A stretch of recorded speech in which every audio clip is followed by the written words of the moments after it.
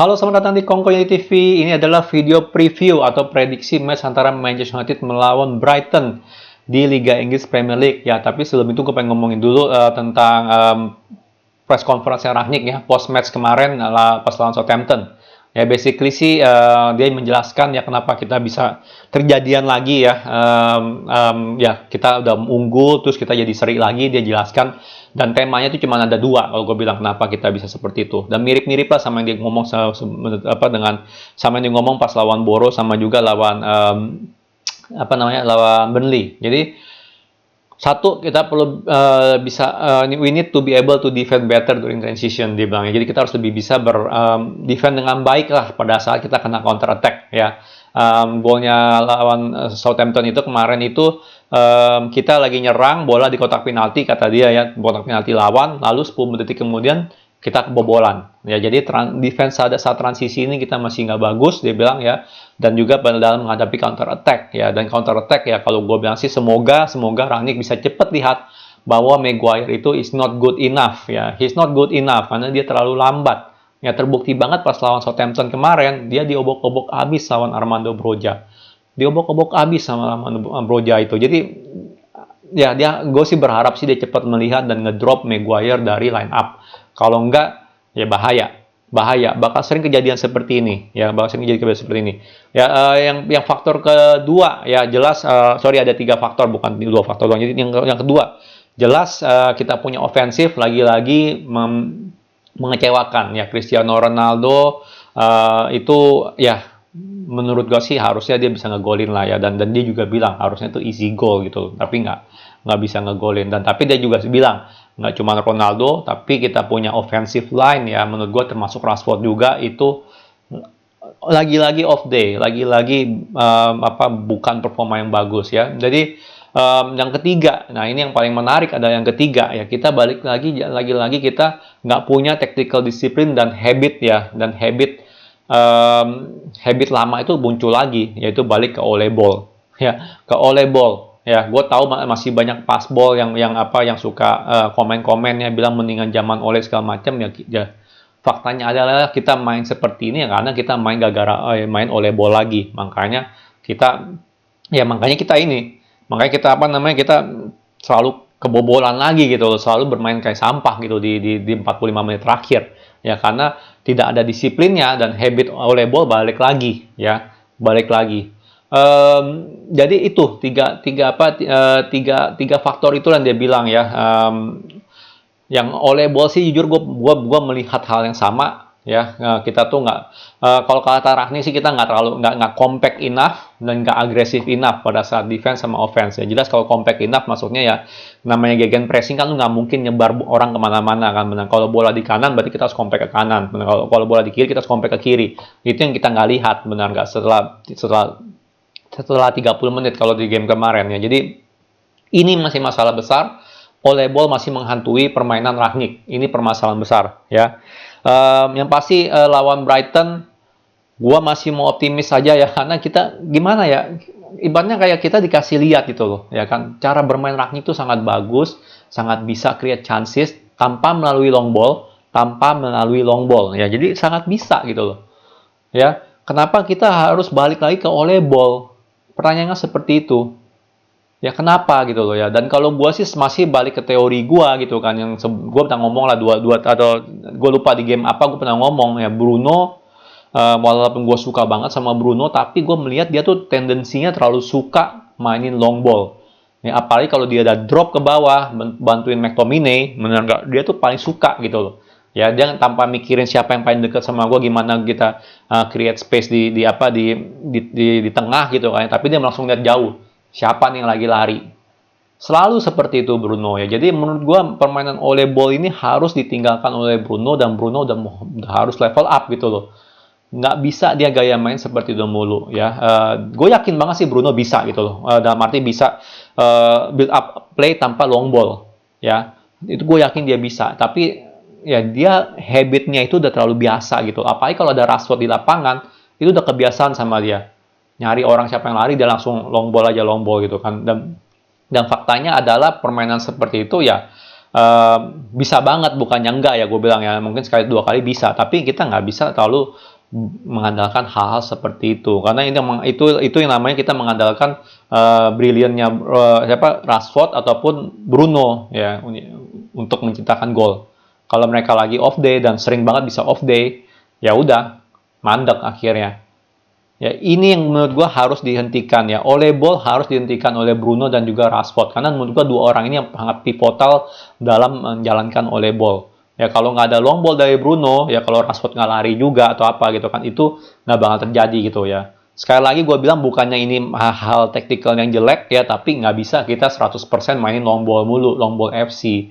Ya kita main gegen pressing gitu benernya, kita main build up dari belakang, bukan long ball terus dari belakang. Ya, forget about Ole ball, ini penting banget untuk Bruno. Ya, yang kedua yang gue pengen bilang dari match lawan Brighton, kenapa gue harus bisa optimis juga ya. Kita berharap juga ya Ronaldo harus level up. Ya sorry ya, kalian mikir wah lu tahu apa sih kok, bener nggak Ronaldo greatest of all time masa harus level up? Ya sorry aja gitu ya, sorry aja sekali lagi. Gue suka Ronaldo, makanya gue bikin baju MU pakai Ronaldo kan, nomor Ronaldo. Tapi kalau udah tiga kali ya, 3 game gitu ya, dia menunjukkan level finishing yang seperti itu not acceptable untuk Ronaldo. Ya bahkan dia ngomong sendiri kan, average itu nggak acceptable for him, benar nggak, dia nggak bisa terima lah performa average sebenarnya. Tapi faktanya adalah performa yang dia taruh akhir-akhir ini itu dia average sekali, di bawah average bahkan untuk levelnya Ronaldo. Ya, kita ngarepin dia finishing bagus gitu kan, tapi ya gimana ya, open goal aja nggak bisa ngegolin. Ya, lawan Burnley dua header kosong aja itu ya, tinggal ngalahin kiper aja nggak bisa, malah melambung ya kan, nembak burung. Ini yang menurut gua harus di level up sama Ronaldo, dan dia harus ya harus megang kata-kata dia sendiri gitu loh. Ya ini saatnya dia nunjukin leadership dia. Ya lu nunjukin leadership ya dengan memberikan contoh, ya kan? Itu penting banget. Ya, penting sekali kalau gue bilang ya. Jadi itu yang gue bisa bilang dari 2 game ini lawan Brighton. Selama kita handle 2 masalah ini, stop oleh ball ya, stop oleh ball, mainin Rangnick ball, dan juga kita punya striker terutama Ronaldo itu dan Rashford lah ya. Tapi Rashford gue nggak taruh di sini. Ronaldo itu harus level up. Ya, nggak acceptable dengan performa kayak begini gitu loh ya, nggak acceptable sama sekali ya, karena dia bukannya nggak dapat bola ya, setiap pertandingan dia dapat 2-3 chances yang sangat bagus gitu, tapi dia nggak bisa konversikan ya. Ini harus di level up sama Ronaldo ya. Jadi tolong ya Ronaldo FC, jangan marah-marah dulu ke gua, karena gua juga sebenarnya bagian dari Ronaldo FC, tapi gua lebih fans MU ketimbang dari fans Ronaldo gitu. Jadi artinya apa? Gua pengen ya MU tuh bisa berhasil gitu loh ya, bukan cuma Ronaldonya doang. Ya ini penting banget. Lawan Brighton ini sebenarnya game yang harusnya dimainkan Desember kemarin, tapi karena COVID, jadi kita diundur lah. Jadi diundur sampai sekarang baru main ya. Makanya kita main di midweek. Jujur lawan Brighton sih gue tetap mau optimis ya. Pilihan formasi itu 4-2-3-1. De Gea kiper, Luke Shaw masih di kiri. Sekali lagi gue nggak tahu Alex Telles available atau enggak. Kalau dia available boleh main, gue nggak masalah. Karena Luke Shaw udah main 2 kali dan dia tuh rentan cedera juga. Varane, Lindelof harus starting ya. Maguire please jangan dimainin ya. Dia udah harus tahu lah Rangnick itu loh ya. Udah harus bisa lihat lah. Ya Maguire itu nggak ada. Ya dia nggak bisa gitu kayak begitu terus mainnya, ngerti nggak? Zaman Ole masih mending ya, karena dia selalu dilindungin oleh McFred, benar nggak? Ya McFred nggak boleh terlalu maju ya kan, di belakang aja, benar nggak? Terus ada Luke Shaw juga dan juga Lindelof gitu kan yang cover pantat dia gitu loh. Ya kan? Tapi zaman Rangnick ya jelas, Rangnick nggak mau seperti itu. Sering banget gue melihat Rangnick ini kalau lagi kita nyerang, kita main 4-1-4-1 gitu. Ya kan, artinya apa? McTominay single pivot.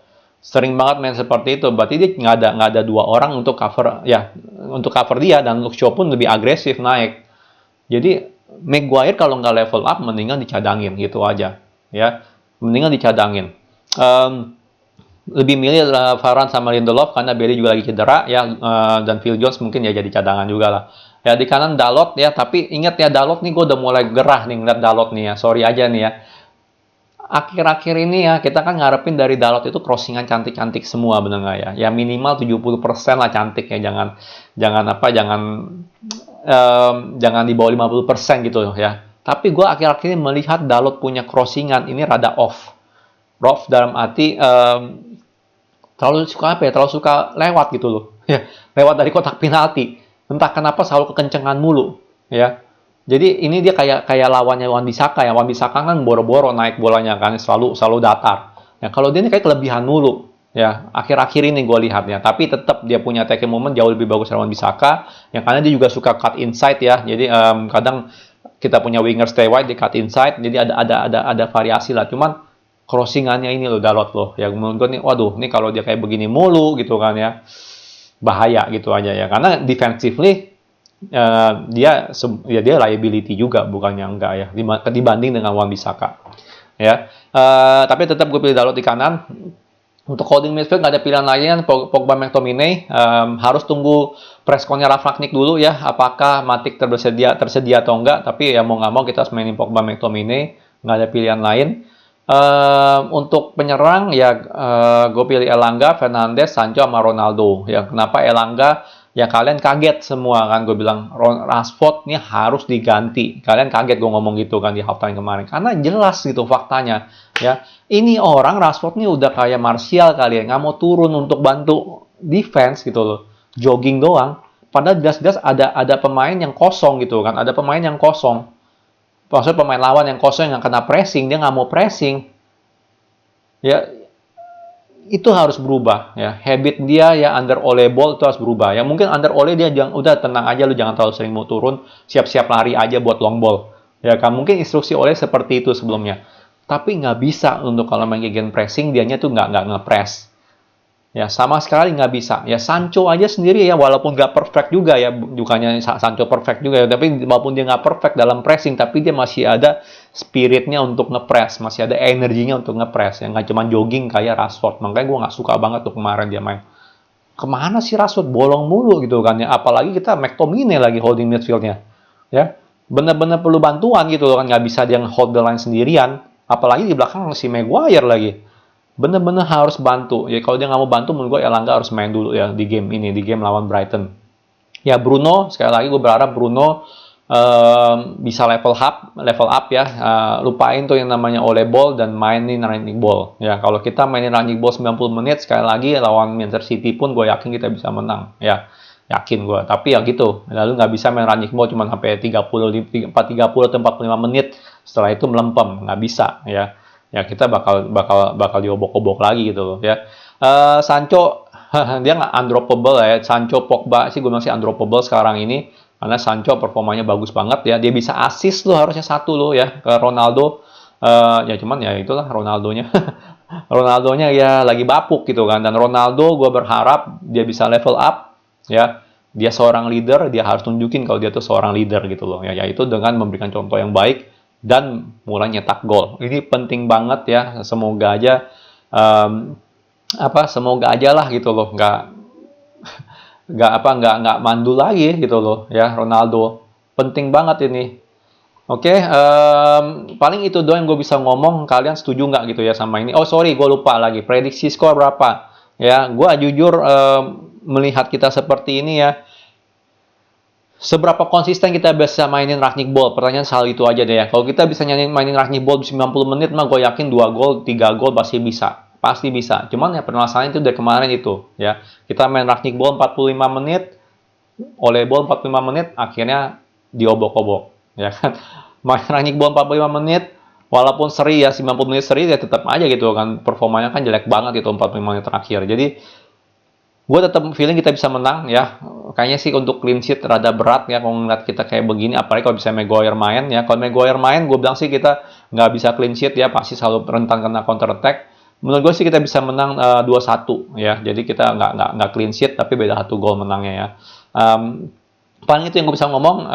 Gimana? Kalian tolong komen ya. Setuju nggak sama analisa gue tentang Ole ball harus diberhentikan ya, tentang Bruno dan juga Ronaldo harus level up? Setuju nggak? Dan atau apa nih yang kita bisa lakukan gitu ya? Apa yang Manchester United bisa lakukan untuk well, menang gitu loh, benar nggak menang. Ya, tapi untuk para passball ya, sekali lagi gue bilang, lu kalau bilang menurut lu zaman Ole lebih baik, ya lu berarti cuma ngelihat hasil akhir gitu kan. Lu nggak melihat kenapa kita hancur gitu loh di second half, ya itu karena kita mainin Ole ball. Ya, karena kita mainin Ole ball. Udah cukup Ole ball setahun 2 tahun, udah nggak ada magicnya lagi sekarang gitu ya. Orang udah pada ngerti. Ya, matiin Bruno, matiin Rashford, beres. Ya, oke, itu aja yang gue bisa ngomong. Kalau suka jangan lupa like, subscribe, and thank you for watching.